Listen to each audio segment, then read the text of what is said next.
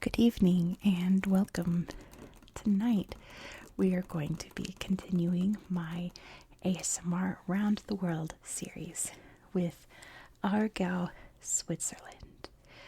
I did the bad thing and drew in my book so that you could see the outline of the canton very clearly, or as clear as I dare to make it without drawing too much in my book.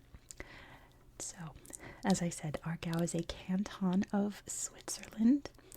Up here is the border with Germany, and this border is delineated by the Rhine River. Let's see, where to start. Aargau is named after the Aar River, which flows up here past Aarau, which is the capital city of Aargau. And up to the river, it also meets up with the Reuss River that comes up to here. Make sure I get the tracing right. They meet right there and then go up into the Rhine River. Switzerland is a place that people really associate with like mountains and skiing and snow and the Alps, but Aargau is not very mountainous at all. There are a couple of hilly areas. The Jura Mountains technically run through part of Aargau up here. You know what's interesting I learned? The Jura, which is spelled J-U-R-A, has a lot of ancient fossils in it. And as archaeologists were discovering the fossils, they realized that they all came from a specific time period. So they named it the Jurassic period after the Jura Mountains. Isn't that cool? I didn't know that until tonight when I was doing extra research. I think that's really cool. So, other sights to see in Aargau, at least physical sights, would be Lake Hawwheel, which you can see right here. And of course, all the beautiful cities. Baden in particular is very famous for its hot springs and spas and relaxation, as are many other parts of Europe in this area. So, let's see. I think we should go into history. Switzerland is a small place. Aargau is a small place within Switzerland. And it's not a place where a lot of the history of Switzerland happened, but there is quite a bit. So let's go through it. The Helvetians were an early Celtic people that lived in the area. Around 200 BCE, they lived between the two, I don't know if you can see them on here, the two big lakes of Switzerland over here. Eventually the Romans would come up and occupy the area. They built a town called Vindenisa in what is now Brugg, right there. Then eventually the Alemannians would come in after the fall of the Romans. Alemannians, if you know the root word, spoke German, so they introduced the German language in the area, and Aargau is primarily a German-speaking canton of Switzerland because of that. Then later the Franks would have come in by the 6th century. The Frankish Empire very famously was divided up between Charlemagne's grandsons. This area was included in that. It would eventually become part of the Holy Roman Empire by the 10th century. And there were quite a few ruling families. One of the leading ones was the Kyburgs for a while, until they were dominated by a much more well-known family. You might have heard of them, the Habsburgs. Habsburg Castle is actually right about here, so where the Habsburg Empire began.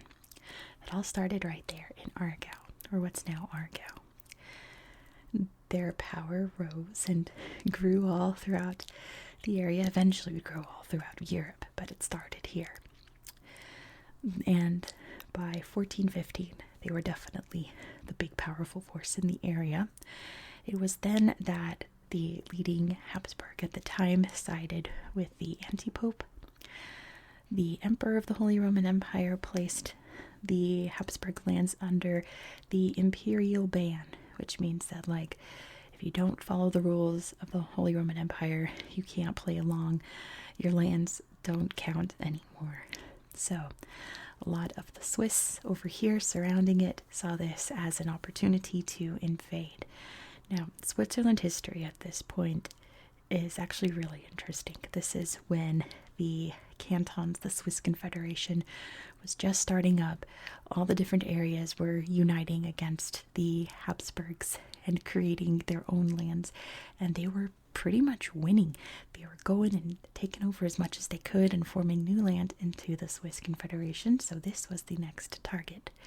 And they certainly did so in 1450. They invaded and got the Habsburg power out of there. They sacked Habsburg Castle. You can still see it, but there's lots of other beautiful castles in Aargau that are in much better condition because they obviously sacked the Habsburg Castle. Most of Aargau, pretty much like this chunk over here, was in control of the canton of Bern, which, can you see Bern? Yes, you can. Bern right there, the capital of Switzerland. They controlled most of the area.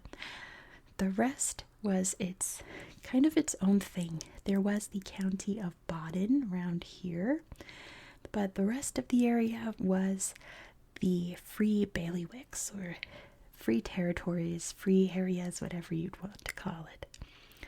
And mostly Zurich and Lucerne and the other cantons all had little jurisdictions in these areas, but they weren't officially part of any other canton. Things shook up again during the Protestant Reformation. The free bailiwicks, territories, areas, states, whatever you'd want to call them, became the sites of various battles between the years 1656 and 1712 against the Catholics and Protestants. The free areas sort of got gobbled up by other Catholic areas, but they were sort of a mishmash of one would be Protestant, one would be Catholic, etc. Berner Aargau, or Unteraargau as it was known, the part controlled by Bern, converted to Protestantism. And the county of Baden was kind of half and half.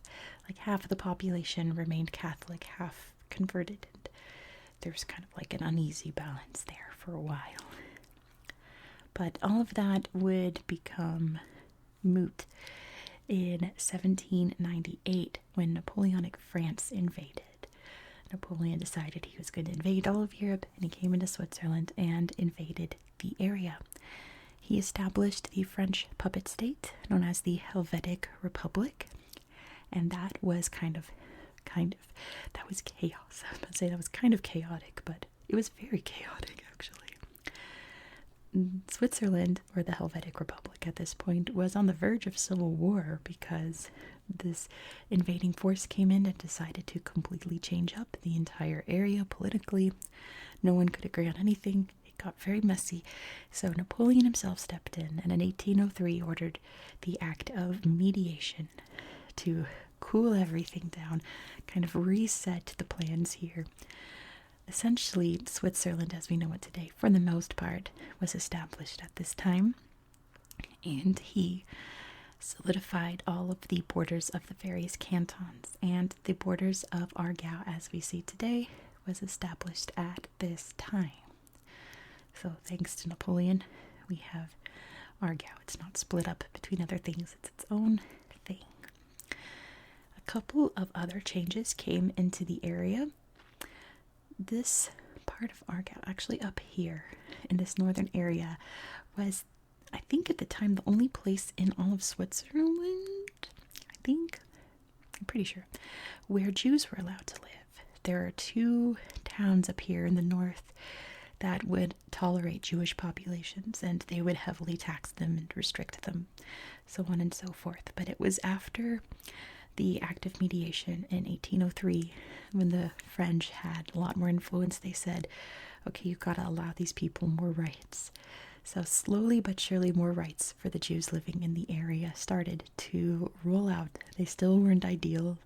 There were many times where they would be declared citizens and then people would protest and they'd rescind it and then bring it back. And it got very messy, as you can imagine. Of course, that's not true today whatsoever, but I was reading about how the Jews weren't allowed to bury their dead in the soil here, they had to bury them in an island in the river. Like they had a specific island designated for Jewish burials, and this land would like flood all the time because it was in the middle of the Rhine River.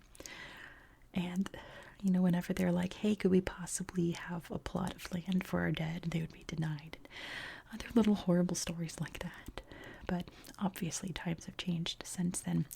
This area, as you can imagine, saw a lot of immigration during the various wars throughout Europe, it being right on the border of Germany and not too far from France or like other populated areas of Switzerland where immigrants would most likely come in. So there's still a very large immigrant population here in Aargau. It was in the 1800s also that industrialization became a big thing in Aargau.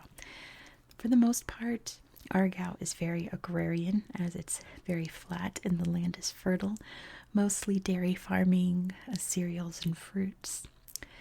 But the empty land there that wasn't forested became more industrialized. They took advantage of the fact that there are so many waterways in the area that they developed hydroelectric plants. And there are now 3 nuclear power plants in Aargau. There are only 5 in Switzerland, 3 are in Aargau.